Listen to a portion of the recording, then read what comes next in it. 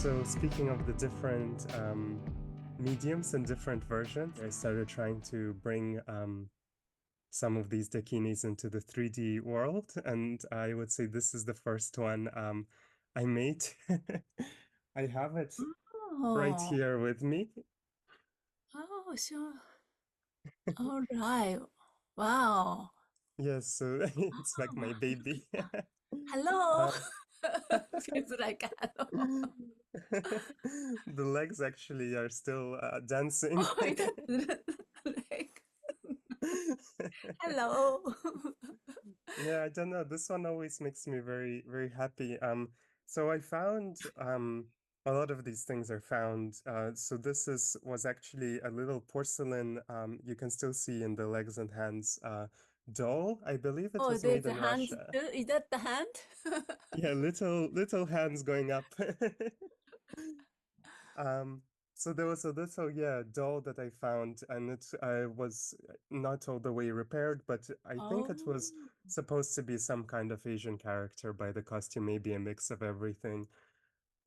So I wrapped it in tin foil from the kitchen, huh. and on top of the tin foil, when I got the general shape, I was able with some air dry clay to I sculpt see.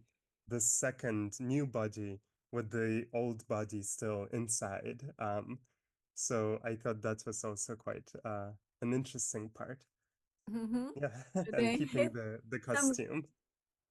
is that the decor the kidney has something. Is that the, like what you call the ribbons coming? Yeah, Is that little here ribbon. tying like this? I think so. I think so. Yeah, so this one is quite fun. It's What's can called? What's the title of that I piece? I I haven't quite Still decided on. working on progress? I'm thinking of continuing. I quite like how it is right now. It has quite Hmm. of a nice also, how you said, kind of a primitive, earthy Yeah. um Hmm. quality to it.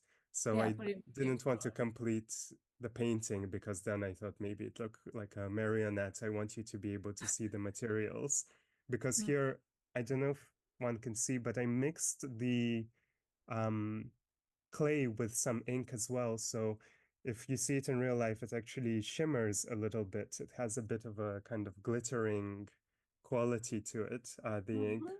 maybe not so much on the camera. But I Mhm. always thought that was also kind of quite exciting. Yeah, exciting. And I can tell she's a Dakini. She has a breast. Yeah, it's kind of like a mix of different, I guess, appearances Yeah. here. So is that one of the things, and I read your bio, and Mhm. one of the things you were saying, like you walk to traverse cultural, generational, and even species boundaries in your search for the manifestation of Dakini. To kind of cut through the boundaries or preconceive the idea or the concept. I think that has always been very inspiring to me, kind of seeing that nothing, even in terms of sculptures, when we see these big temple sculptures in Buddhism, quite often they are hollow and then inside there is filling of all kinds of like other objects, right? Prayers and Yeah. Mm-hmm. tsatsa sometimes and Right. sure, other things. So for me, that's, kind of always interesting that whereas with the history of sculpture in the West, kind of, classically interpreted as starting in Greece, things are supposed to be quite solid and easy to understand on the first look, but actually there is. So for me, it's exciting to think about the idea that, nothing is just the front layer, nothing is just this kind of shell, but Mm-hmm. actually, even when we think about the human body, there are so many worlds, kind of, Mm-hmm. when we look at the world system of the different realms, the human body itself, like if I Yeah. was very small and I ended up in my stomach, I would say this is the burning hell or something. Mm-hmm. But there's bacteria who have adapted to live there and help us. with surviving. So I want to, you know, as I continue on this path and I learn more, I would love my art to be able to express some of this kind of different way of looking at things, interpreting Mhm. something, not just how we're used to, but maybe opening up Yeah, to new ways. very nice. And also, you mentioned your work as a potent amulet. Yes, Amulet. amulets. So amulet is something in Japan we have a like an amulet, like a protection. What's the amulet? In which sense are you using this? I would say in the same way, you know, I kind of see it in a similar way because I love to share my work with others, and you know, quite a few pieces have gone off to other people's homes who have felt connected with it. And I hope that they can be these decorational and beautiful, but also carry with them something that imbues their home with or expresses their specific kind of desire for protection and spiritual maybe Mhm. guidance. Maybe it can reflect some of that, reinforce some of that Yeah, because they felt definitely. like I feel your piece is more than just a piece of artwork or in a art gallery or something like that. More has like some uh, power or the protection, very uh, again innate uh, energies I can feel. Also, you thank you said so much. though your art possesses the ability to unearth forgotten voices and review in variable wisdom, especially in our current time of uncertainty. I like this. Can you say a little more about this? Yes, I mean, I feel like a lot of what I wrote down is quite inspired by what you do as well in translating and doing the work that you do for the Kinyu's Whisper.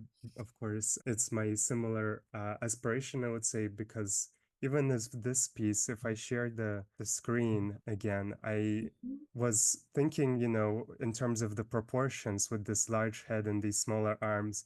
These are called balbal, which are kind of a gravestone, I would say, that you find across a lot of Central Asian countries. I believe this one is Tajikistan, but we have them in Kazakhstan as well. And they are just out in the steppe across the regions of the country. And they are warriors or patriarchs or different people who lived during that time, and it just marks the place either where they're buried or where they were, and they're always holding something, sometimes a sword or a cup or Mhm. something else. And because there hasn't been this tradition of working on canvas or creating like beautiful illuminated books like there are in other countries, a lot of the way that I feel connected to the history of this land is coming from these as well amulets that are part of the land and, you know, not really meant to be in a museum or protected in the home, but are often found in the earth because they were buried Mhm. with the people who used them. They are taken with them forward. And a lot of my work is made from these earthy materials that I don't think have right now the potential to live as long as maybe bronze or works that are people being made from plastic Mhm. and such. And I'm interested in those materials, but I really like this idea that with time, they might kind of fall apart or Mhm. change and therefore become part of the landscape again and return some of this power Nice. back to the earth, I hope. Yeah, nice. Yeah, I like that.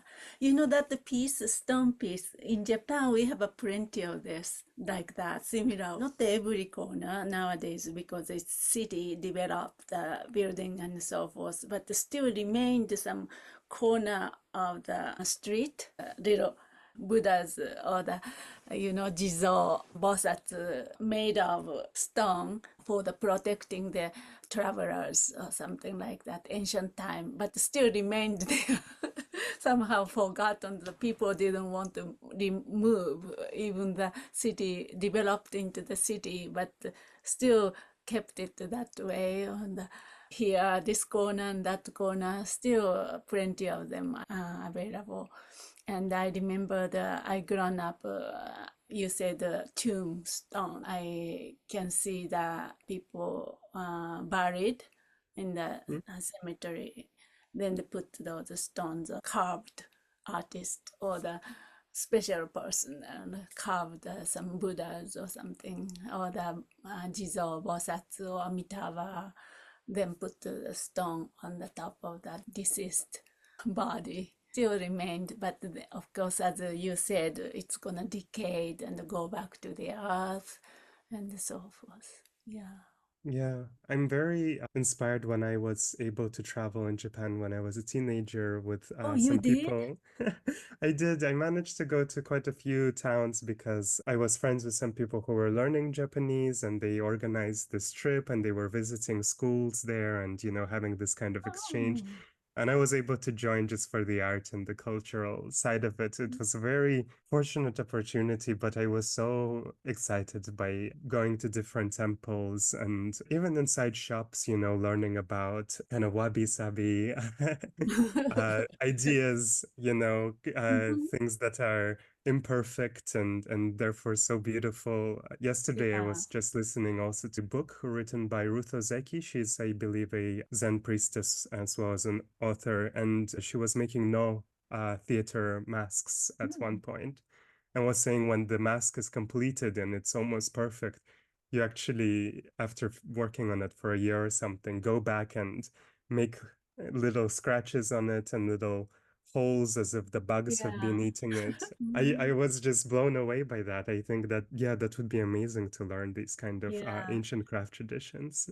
Yeah, different beauty in terms of beauty, in Japan, traditional, what I appreciate is to see the beauty in the impermanence and all the asymmetric things or the fragile thing. For example, made of bamboo, instead of big pillow which last for thousands of years, like a Greek pillow. Instead of that, very fragile bamboo hut or the made of shoji screen, the rice paper. Yeah, so the thing. But then see the beauty in that. So that's very special to me. It's very special to me too. I'm hoping to continue learning from that.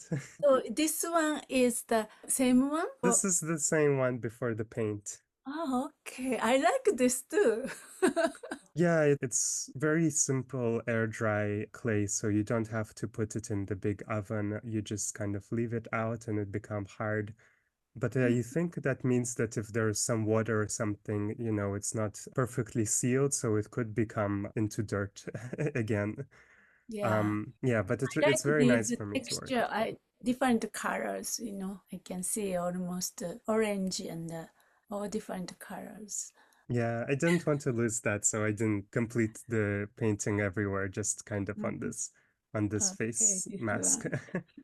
But maybe I'll keep working on it to add a little bit more of the 3D kind of Mhm. quality to the Yeah, paint. nice. Hmm. And this is the last sculpture I have. Also, in a similar time, I was making it in similar mood. I don't know how well you can see all the details. It's very hard to photograph, but unfortunately, I have already sold it, so I don't have it with me in person. But I have the photographs, and yeah, I also wanted to share this one because it's quite a different process of working on it. So this one kind of started out as a very traditional plaster cast, kind of, I believe, just Chinese Guanyin mass-produced Oh, I see. version. I was kind of completing it, adding some details with this polymer clay, very small parts, also by hand detailed. The idea was also to kind of maybe invert the image, bring some of the inside things that could be within the statue onto the Oh, outside I and see. adding also elements from natural world. So this on top was a quite an old skull of a duck. Oh, wow. Which I Interesting. was also covering in clay in order because it's a very fragile one. So this polymer material was able to make it a little bit more. But you can see this kind of, anatomical structure here, and I was adding Mm-hmm. more to the crown with hand sculpted elements, and then just keeping it going. Adding this kind of I wooden see. part that became a secondary figure. Mm-hmm. Um, Transformation. Wow. What's this one then? so this is on the back. I was adding some glass beads from a necklace Oh, I as further see. detailing, and then crushing, and also this is when I was already adding the paint and the ink, kind Mm. of making it all cohesive into a singular appearance. And So of course, it's you painted the red as well. yes, it started Uh, out red, but it's changed a lot as well, these different mhm. colors. And Yeah. this was kind of towards the end, the final coloration of it, when it was combined with various varnish and powders, and silver kind of has a more of an aged appearance, I would say. Oh, wow. Yeah, so now I can see this is an amulet. Amulet? Yeah, it has so many layers inside. So like started out with the Kuan Yin. Hmm. Then you add it in Tibetan tradition. We put these mantras and all these special things, ingredient inside the statues. We add more lyrics or those kind of special things. They make statue itself become more powerful and consecrated and blessed. I know we call it Ramne. Yeah, so it feels like this is quite a blessed object after all this process of your creative endeavor.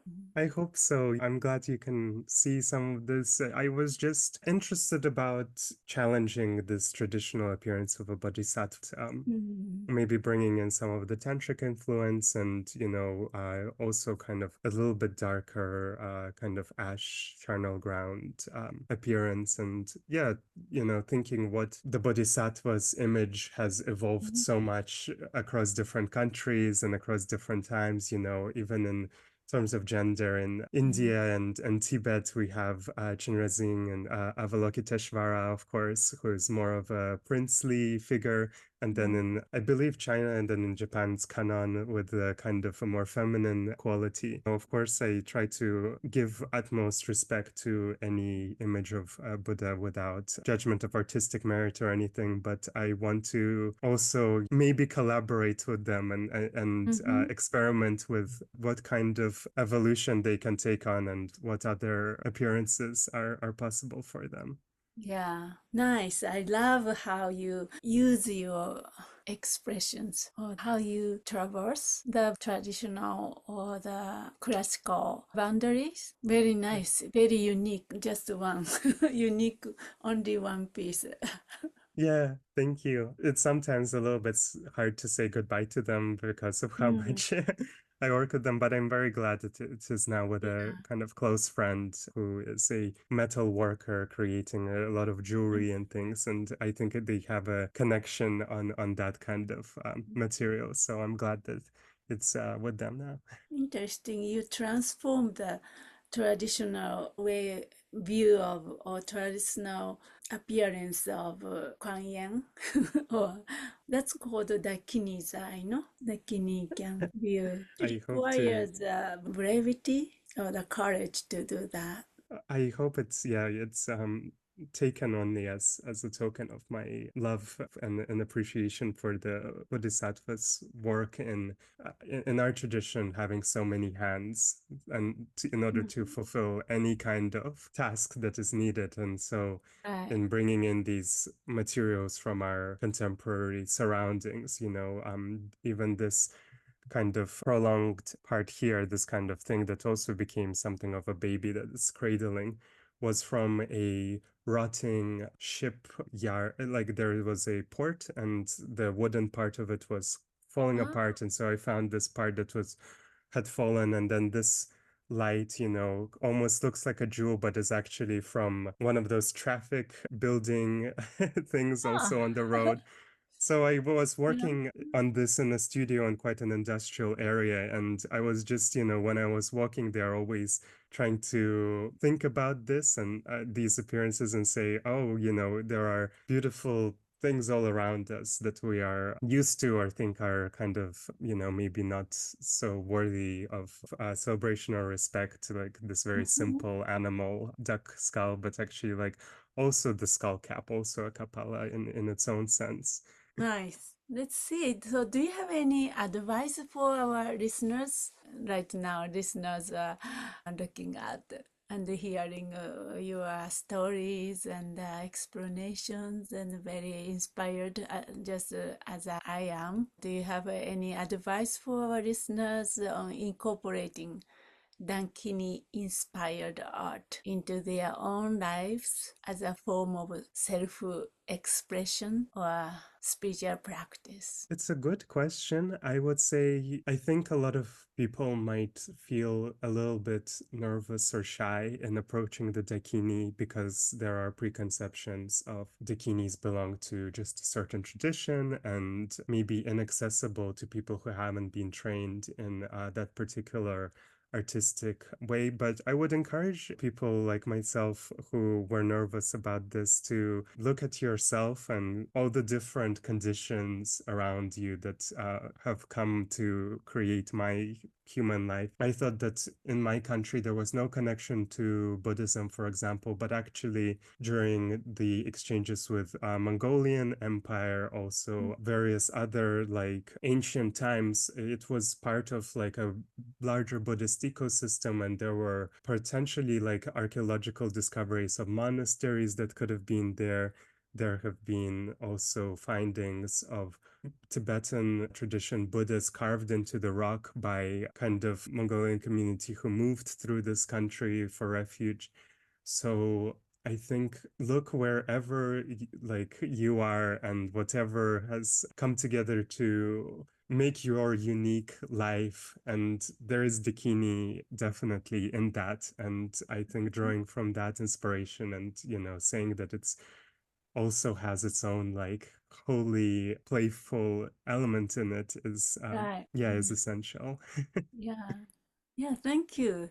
So you've been involved with Dakinis Whisper for some time, and can you discuss how your artistic work intersect with the offering of Dakini's Whisper, or some relationship, if there's any? I mean, I we would say, touched a little bit, but if you could say a few more words.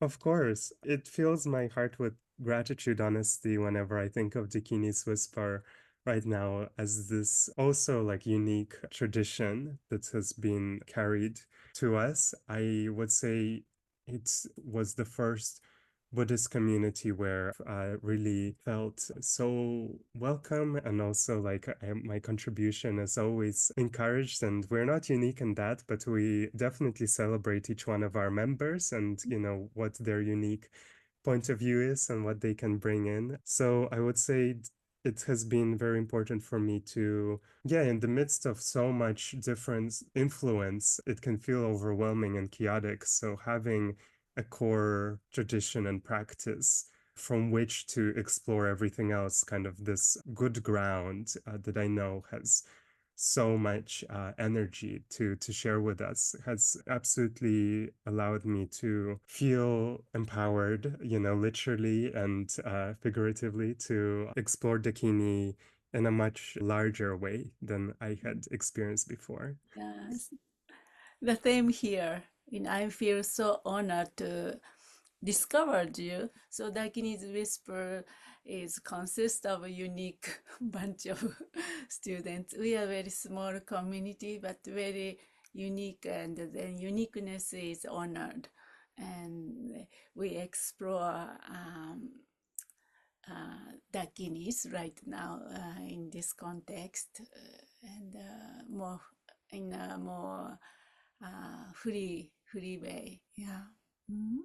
Good, nice. Is there anything else you'd like to share with our audience about your work or inspiration or upcoming projects? My projects are constantly changing.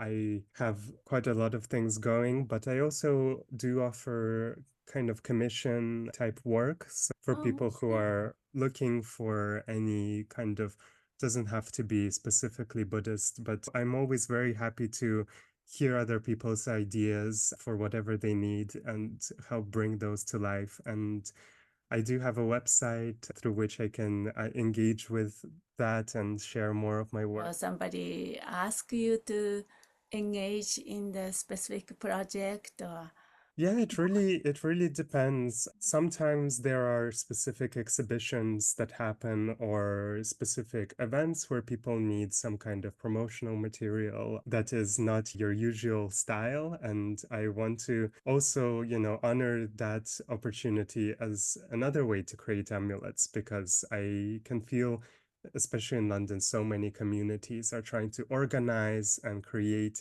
these specific events and chances to connect with each other, with nature, with teach each other something. So I've been working on that. I've been also kind of creating a series of cards for a talk that I gave once in Copenhagen, and maybe I will do it again, a kind of workshop about different cultural expressions of undefined kind of spiritual beings nice. who manifest in different ways and how you can connect with that kind of non-binary approach to deity existence as well. That's always Nice. been I very wish I exciting to me. could join that. We could do one for the Guinness Whistle. I'm sure that would be fun. Wow, that's amazing. Yes, that's be nice. Yeah. And you do films and also videos and the movement as well, no? You use Yeah. everything to express that Guinness. Because I saw one film, short videos and the music and your body dancing. Ah, cool. Yeah, I'm glad you saw it. I'm sure there is some my website that I share. I have showed them sometimes on online or at film exhibitions here. It has been a very exciting medium for me as well. I think just the same way that Dakini manifests in every possible form. I am hoping to work together with different artists and make more varieties of work going forward. Nice. Yeah, thank you so much. Such an inspiring art form and Dakini's expressions. So I will close here, but I just express my gratitude on behalf of Dakini's Whisper as well as everybody. Thank you for bringing your inspiring artwork and sharing. Yeah, I hope you continue to share your work with us. Thank you so much, Conrola. Thank you for letting me be part of your podcast and your community. And yeah, I hope we can encourage more people to create something and come on and, tell us about their things. I'm learning so much already from the episodes we have out across all kinds of different platforms. I think everyone has so many beautiful, beautiful approaches, and you're really, make everyone feel so at home and comfortable to share. So thank you for Yeah, that. it's also very fun to collaborate to do something together this way. Thank you Yeah. so much, Arima. Thank you, Conrola. Have a very nice day.